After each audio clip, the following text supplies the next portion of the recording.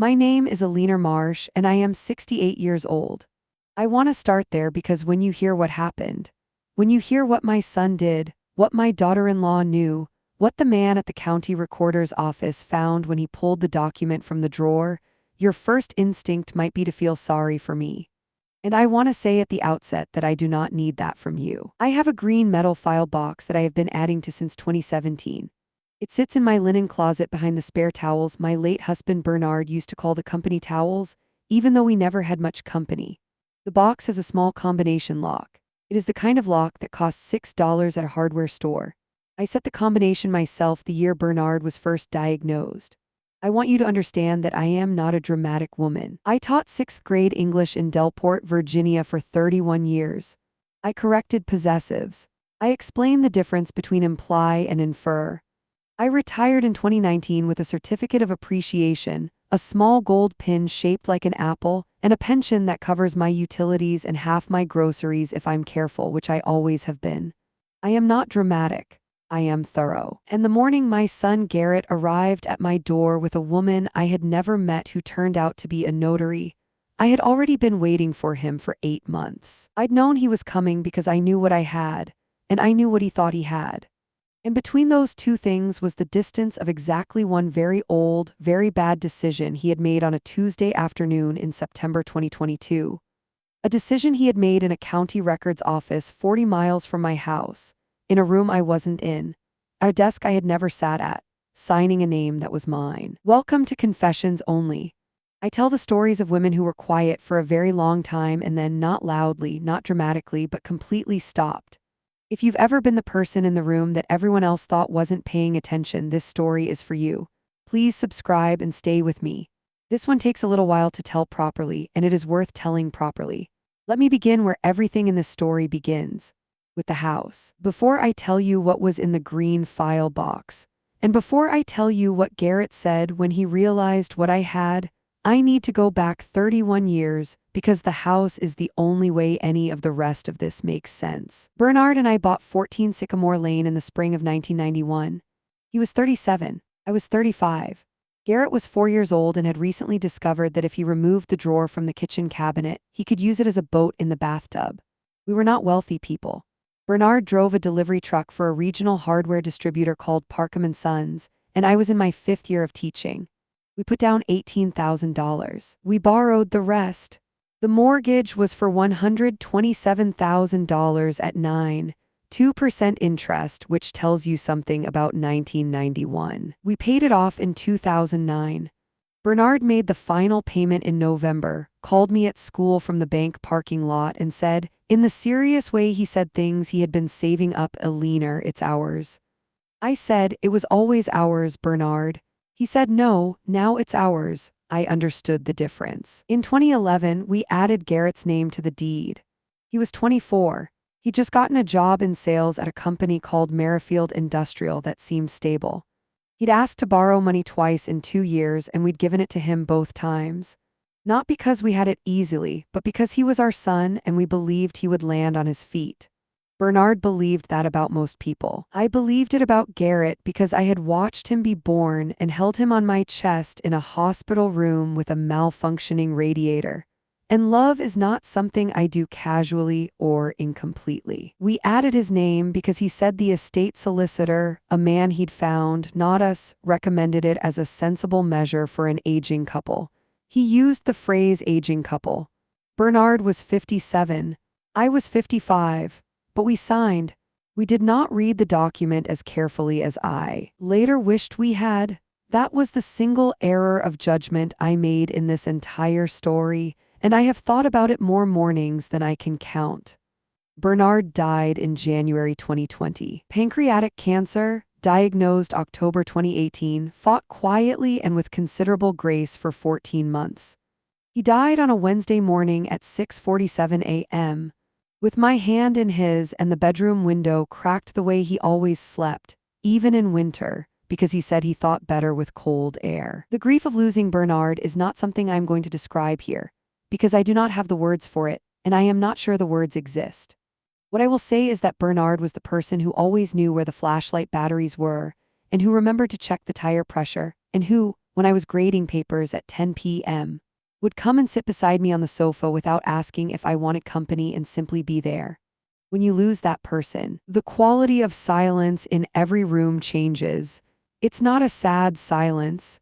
It's a different silence, like a note that should be in the chord that isn't there anymore. Garrett came to the funeral. He sat in the front row with his wife Priya. They had married in 2018 at a small ceremony in Raleigh that I attended and gave a toast at and cried at, because I love my son and I was genuinely happy for him. Priya is competent and precise, and has never been unkind to me. She simply has never been particularly interested in me either, and I came to understand the difference between those two things gradually. The way you come to understand most things gradually when you are paying attention and being honest with yourself. Garrett stayed 3 days after the funeral, helped me sort through Bernard's clothes, ate 2 dinners I cooked for him, and drove back to Raleigh. I did not blame him for leaving. He had a life. What I did not know then, what I did not know until September 2022, was that the afternoon he spent in Bernard's study, helping me organize the financial files, had included a visit to the county recorder's website and a conversation with a document preparation service 40 miles north that specialized in property transfers. I found out the way I find out most things. I was reading. If you're watching this and you have a property deed with your name on it and another family member's name on it, stay with me. Because what a liener found out next is something that a lot of women in this country have found out too late. Subscribe so you don't miss the rest. In October 2022, I received a letter from a company called Clear Title Property Solutions. It was a form letter. It said, as a part owner of the property at 14 Sycamore Lane, Delport, Virginia, you may be interested in our equity release services. It was addressed to Garrett Marsh and / or current owner, not to Alina Marsh, not to me. I am a person who reads mail carefully. I have read mail carefully since the 1980s when I received an incorrect medical bill that took me 4 months to resolve because I had not noticed the error at first and then the window for correction was nearly closed. I read every document I receive. I always have. Bernard used to tease me about it. He'd say, Alina, it's a pizza coupon. I'd say the expiration date matters, Bernard. The clear title letter said Garrett Marsh and / or current owner, not Alina Marsh. I sat at the kitchen table for several minutes. Then I got my coat, drove to the county recorder's office, waited 22 minutes behind a man disputing a parking assessment, and asked the clerk if I could see the current deed for 14 Sycamore Lane. She printed it. I took it to the table along the wall where they have 3 chairs for people who need to read documents. I sat down. I put on my reading glasses, the pair with the tortoiseshell frames that I bought at a pharmacy in 2019, and that are, strictly speaking, too strong for me now, but I have not gotten around to updating my prescription. I read the deed. My name was not on it. Garrett's name was on it. Priya's name was on it. The transfer was dated September 14, 2022. It had been filed September 15, 2022. The grantor, the person who had signed the house over, was listed as Alina M. Marsh. I sat very still for a moment. The man who had been disputing the parking assessment was still at the counter. He had raised his voice. The clerk was speaking calmly. Someone's phone rang. A door opened and closed. I took the printed deed, folded it in thirds with the care of someone who understands that paper matters, put it in my coat pocket, drove home, sat at the kitchen table where Garrett had eaten 2 dinners 3 days after his father's funeral, and looked out the window at the sycamore tree Bernard and I had planted when Garrett was 2 years old. Then I went to my linen closet and got the green metal file box. I had started the file box in 2017, not because I knew anything specific at that point, not because I had caught anyone doing anything wrong. I started it because Bernard was sick and I had recently retired and I had a great deal of quiet time, and I have always been, at my core, a woman who reads carefully and keeps records. I had been a paralegal for 2 years before I went back to school for my teaching certification. I worked in a small family law firm in Roanoke in the early 1980s, before Garrett was born, before Bernard, and I had decided to settle in Delport. I was not a lawyer, but I understood the structure of legal documents the way someone who has worked in a bakery understands the structure of bread. I had spent 2 years reading agreements, filing petitions, organizing documents. I understood what things were worth and where things lived, and how the language in a county record was different from the language in a family conversation. When Bernard was diagnosed, I began organizing. I did not tell him I was doing it.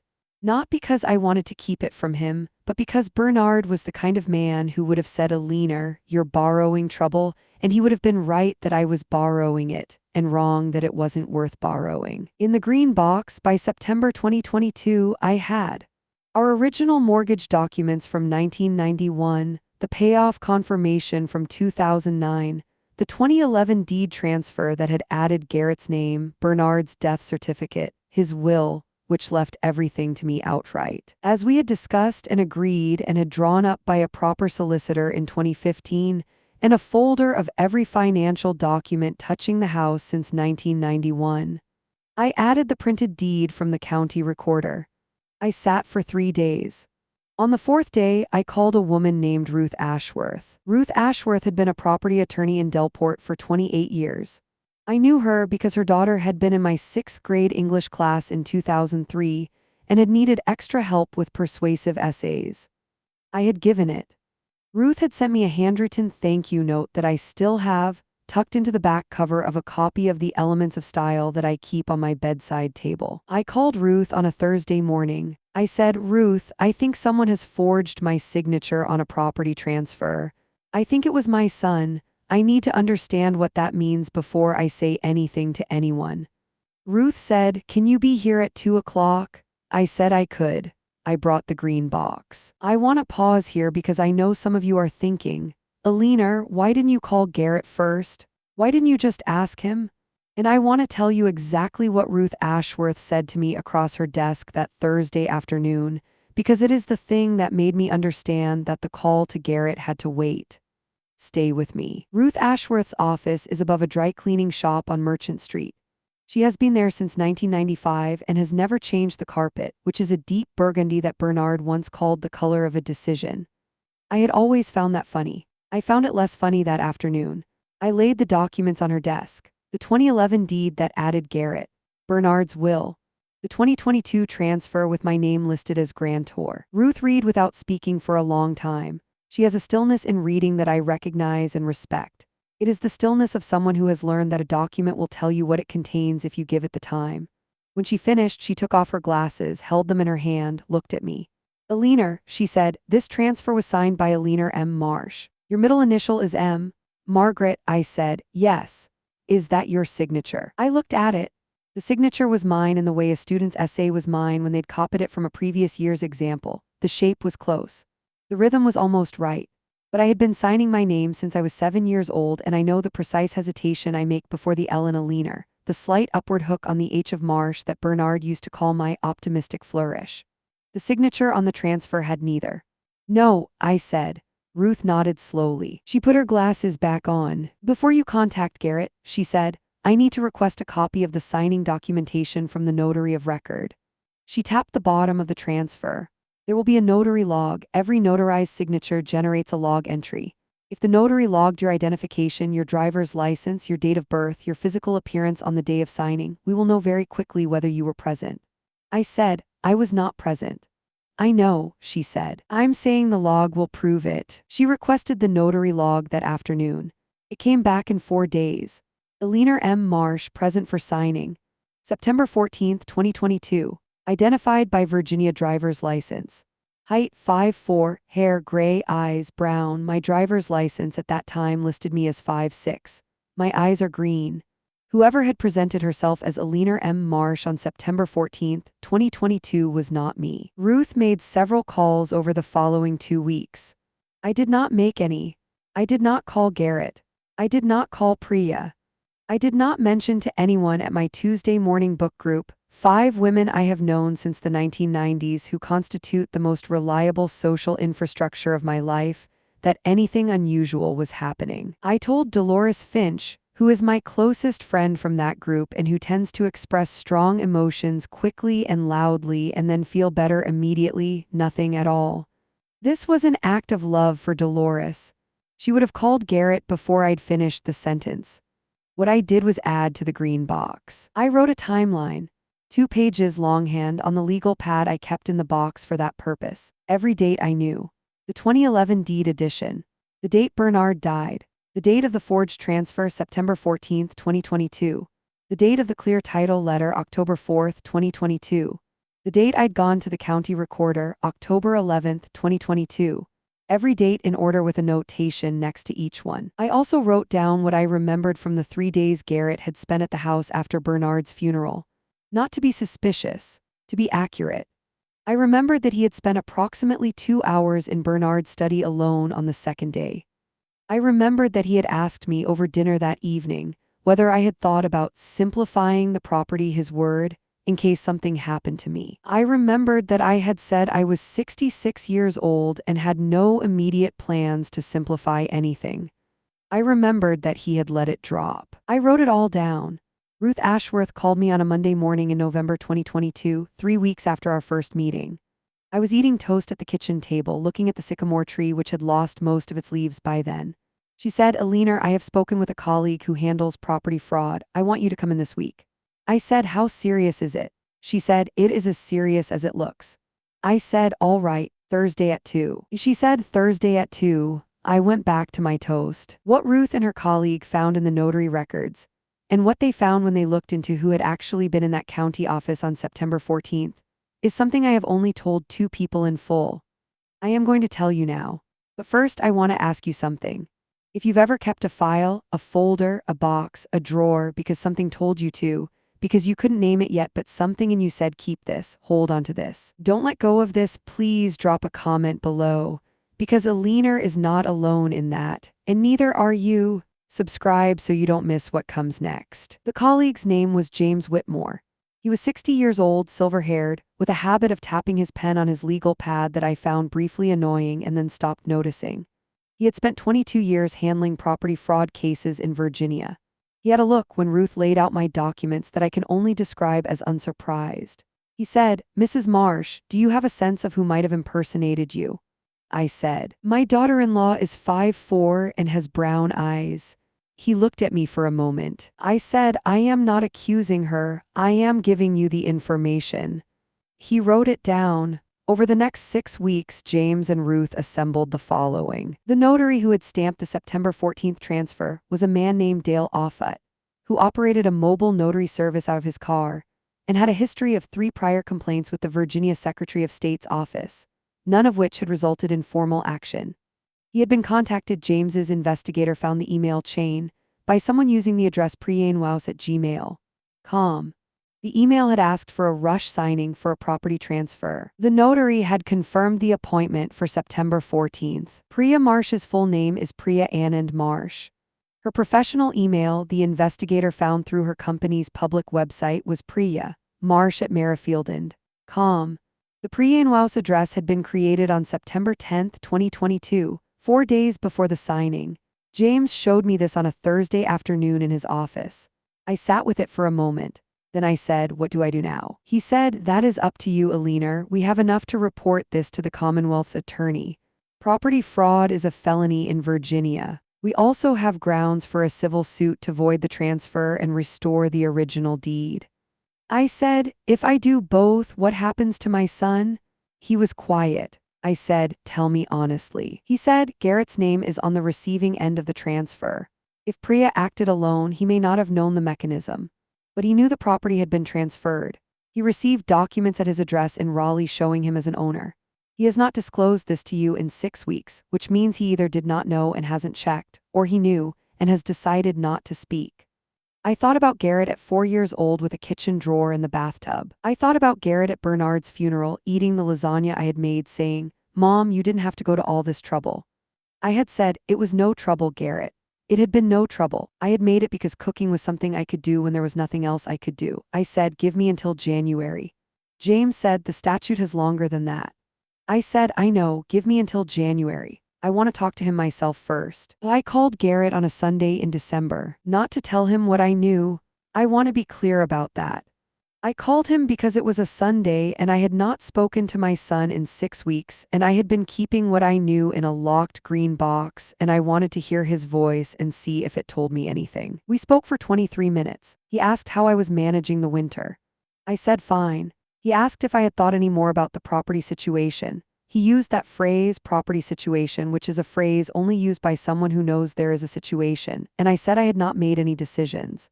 He said Priya sent her love. I said thank you. He did not say, Mom, I need to tell you something. He did not say, Mom, something happened with the house and I should have told you sooner. He said, I'll try to get up in February. Things have been busy.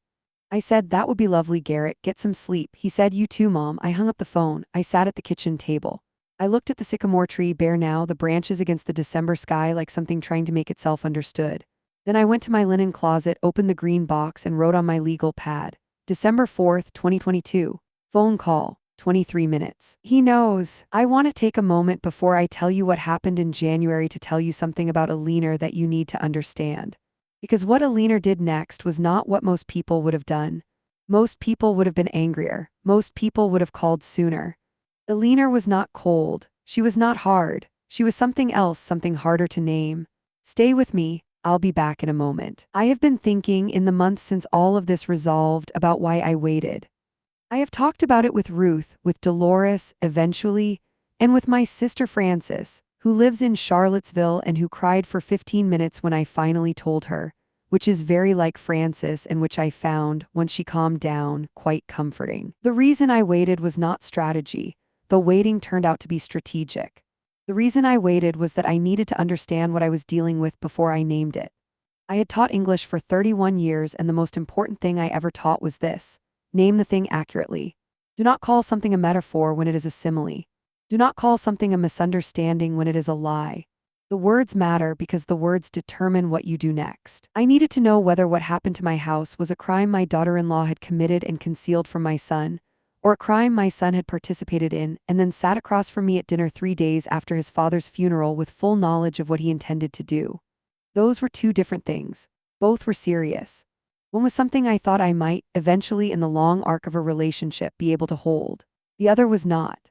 By January, James Whitmore's investigator had found the answer. There was a text message, recovered through the process I will not try to explain here, but which James explained to me very patiently with a diagram he drew on a legal pad between Garrett's phone and Priya's phone. Sent on September 10, 2022.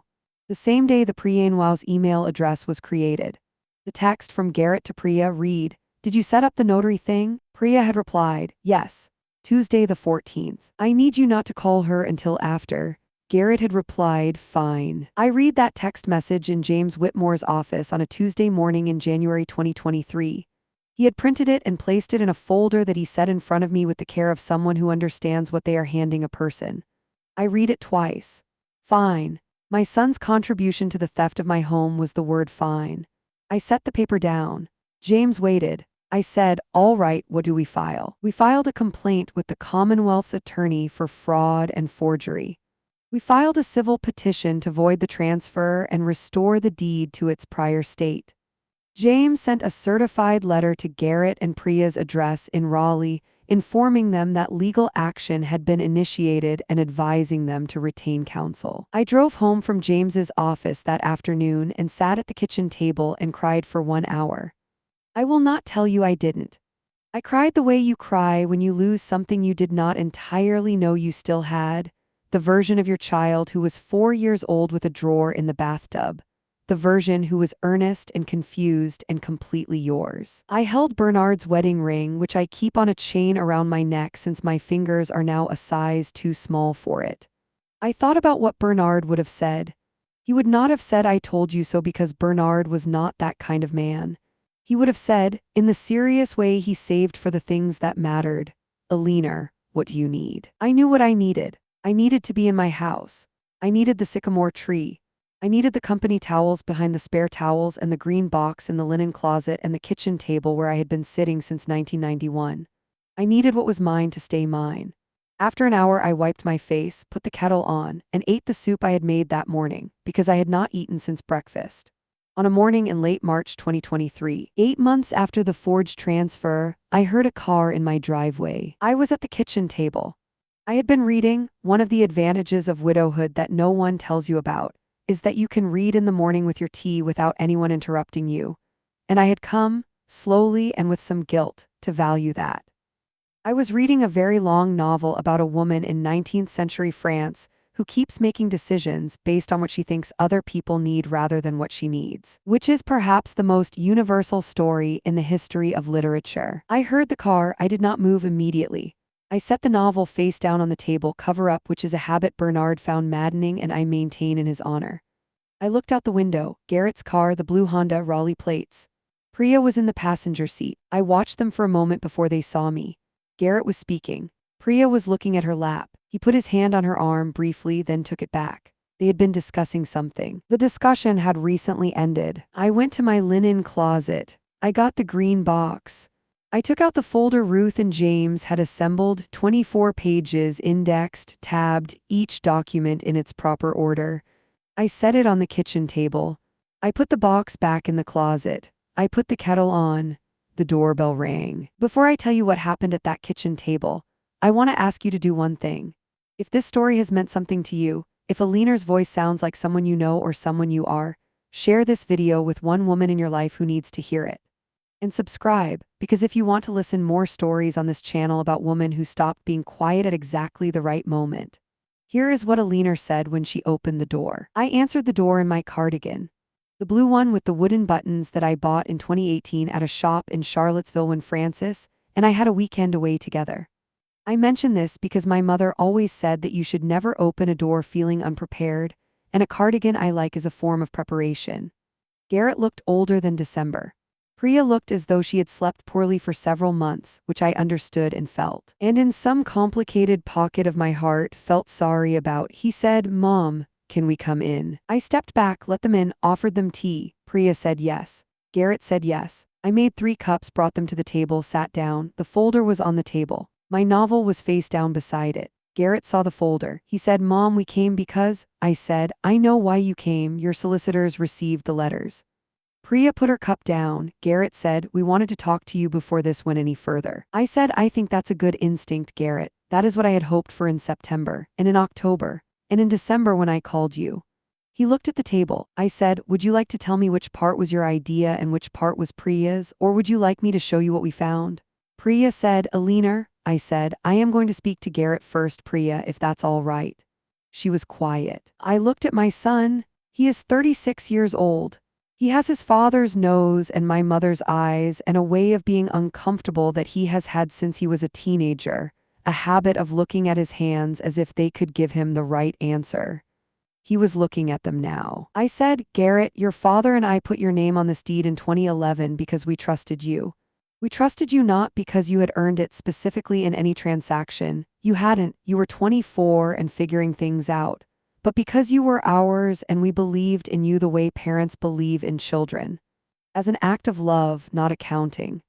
He looked up. I said, "Your father worked for 38 years. He drove a truck in rain and in ice and in August heat. He refinanced this house once in 2002 when the market was bad and we needed to repair the furnace and your school fees were due. He paid it off by the time he was 55 because he believed in not owing anyone anything. He died in this house. In the bedroom with the window cracked." Garrett's eyes filled. He did not let the tears come. He pressed his lips together. I said, "I found out in October. I went to the county recorder's office because a letter came addressed wrong. And I sat at that table along the wall where they have the 3 chairs and I read a deed with my name on it as the person who had signed the house away. My name, which I had not signed." Priya made a small sound. I said, "Priya, I will come to you in a moment. I am asking my son a question." She nodded. I looked at Garrett. "Your text message to Priya on September 10th said, 'Fine, I have the message. James Whitmore has the message. The Commonwealth's attorney has the message.'" I paused. "I want to know, Garrett, what you thought when you sent that word. I want to know if you thought for one moment about your father who is not 7 months in his grave. I want to know if the word 'fine' is what you genuinely felt." The tears came then. He did not stop them. He sat at the table where his father had eaten breakfast every morning for 31 years and wept with the undone quality of a person who has been keeping something large in a very small space. He said, "No, it wasn't fine. It was never fine. Mom, I don't know how to explain how it happened." I said, "Try." He said, in the broken, halting way of someone assembling a story they are ashamed of, that Priya had raised the idea of the deed. That they were trying to sell their Raleigh house to buy something larger and the loan officer had asked about assets. That Priya had suggested the property could be transferred now rather than waiting for inheritance. That he had said no. That she had said she would handle it and he would not need to do anything. That he had understood. He said this part very quietly. He had understood that handle it meant something he should have stopped, and he had said the word fine instead of stopping it. Priya said, I was wrong. I know what I did was wrong. Garrett didn't. He didn't understand what I had planned exactly. I said, Priya, he sent you the message asking if you had set up the notary thing. He knew there was a notary. He knew there was a signing. She had nothing. I said, I am not asking either of you to confess to me. James Whitmore and the Commonwealth's attorney are handling the legal portions of this. What I am asking, because you are sitting at my table, and I am your mother and I am not a woman who gives up the things she loves without a conversation, is this. I opened the folder. I took out the first document, the original 1991 deed. Bernard's signature, mine, the bank officers, the notaries, all from a Tuesday morning 31 years ago when we were young and the mortgage was frightening and the house was ours. I said it between us. I said, your father signed this with the same hand he used to hold you when you were 4 hours old. This house is what that looks like on paper. Garrett looked at Bernard's signature for a long moment. I said, I am not going to lose it. You should understand that clearly. The transfer will be voided. The deed will be restored. That is already in motion and it will complete regardless of what happens in this conversation. I closed the folder. What I want to know is whether there is anything left of you that understands why that matters. Not to me, to Bernard, to what this family was supposed to be. The kitchen was very quiet. The sycamore tree, bare still in March, moved slightly in the window. Priya said, Eleanor, I'm sorry. She said it plainly without architecture. I am genuinely completely sorry. I told myself we would have managed the deed eventually anyway after I told myself a great many things. None of them were true. I looked at her, I said, I know. She looked surprised. I said, I know you told yourself things. People always do. That is not absolution, Priya. That is just how it works. Garrett said, Mom, what can we do? Tell me what we can do. I said, there is nothing you can do about the legal portion. That will proceed as it proceeds. What you can do is answer one question honestly. He waited. I said, when you drove up here today, when you pulled into this driveway, did you come because your solicitor told you to, or did you come because you needed to? He was quiet for a long moment. He said both, but mostly the second. I sat with that. I said, that's honest. That's the most honest thing you've said. The civil case resolved in August 2023. The transfer was voided. The original deed was restored. The Commonwealth's attorney's case took longer. The notary Dale Offut pled guilty to filing a false acknowledgement. He received a fine and a suspension. Priya was charged with property fraud. The case was resolved through a plea agreement. I was consulted. That included restitution in the amount of legal fees I had incurred, which came to $11,400 and 3 years of probation. Garrett was not charged. He had been reckless and he had been compliant in something he should have stopped, and the law, James told me, distinguishes between those things and conspiracy with more precision than I might find satisfying. I said I understood. I did understand. Understanding is not the same as finding it sufficient, but it is what I had. Garrett and Priya are still married. I do not know what the interior of their marriage looks like now, and I have decided that is not mine to know. He calls me on Sundays. We have been speaking, these past months, with the careful deliberateness of two people who understand that what they have is fragile in a new way and must be handled accordingly. It is not what I had before. It is something. I went back to Ruth Ashworth's office the day after the deed was restored. I brought her a tin of shortbread that Dolores had helped me make. Ruth has a policy about gifts from clients. She said she would make an exception for shortbread. We sat in her office above the dry cleaning shop with the burgundy carpet and drank tea, and I thought, not for the first time, about the thank you note she had sent me in 2004 about her daughter's persuasive essays. About how the things you do without calculation are the ones that return to you when you need them. I said, Ruth, can I ask you something? She said, of course. I said, if I hadn't kept the box, if I hadn't read the clear title letter carefully, if I just assumed it was a mistake and called Garrett and believed whatever he said, where would I be now? She was quiet for a moment. She said, Eleanor, in my experience, the women who keep the boxes are the ones who already know somewhere that someone is going to need them. It's not pessimism.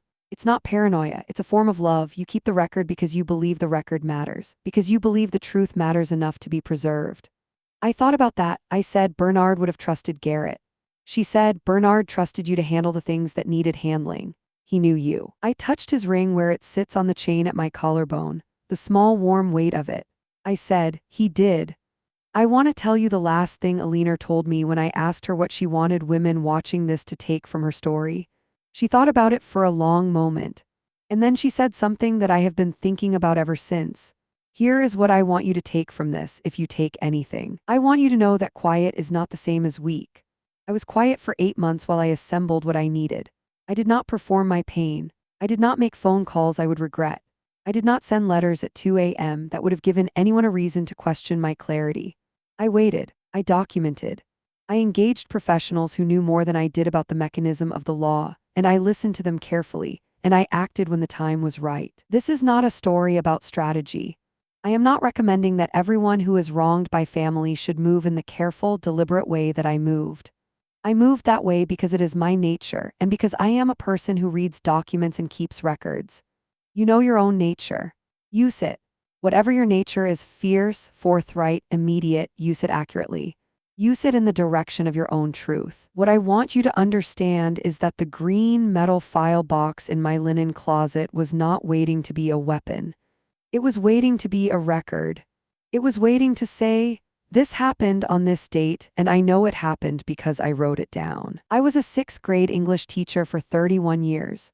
I taught children that the difference between saying something that is true and proving it is the work. That is the work. The finding of the right word, the specific date, the letter you kept, the document you requested, the quiet Tuesday morning you drove 40 miles and waited behind a man disputing a parking assessment and said politely to a clerk, I would like to see the deed for this address, please. The work. Bernard said to me once, we were sitting on the back porch in the summer, which is a thing we did for many summers, not always talking, sometimes just sitting, he said, Alina, I think you are the most organized person I've ever loved. I said, I think you're the most optimistic. He said, we balance each other out. We did. The house is mine. The sycamore tree is mine. The company towels are behind the spare towels in the linen closet, and the green box is there with them. And I am 68 years old in the house I have lived in for 31 years, and my name is on the deed. Bernard told me once, in the serious way he kept for the things that mattered, Alina, it's ours. It's mine. It is completely, legally, permanently mine. And I would like every woman watching this who has something that is hers to know, keeping it quiet doesn't mean you're letting it go. Sometimes quiet is exactly how you hold on. That's Alina's story. If it reminded you of your own, tell me in the comments. And if you know a woman who is sitting with something she doesn't know how to name yet, please share this with her. She'll know what it means. I'll see you in the next one.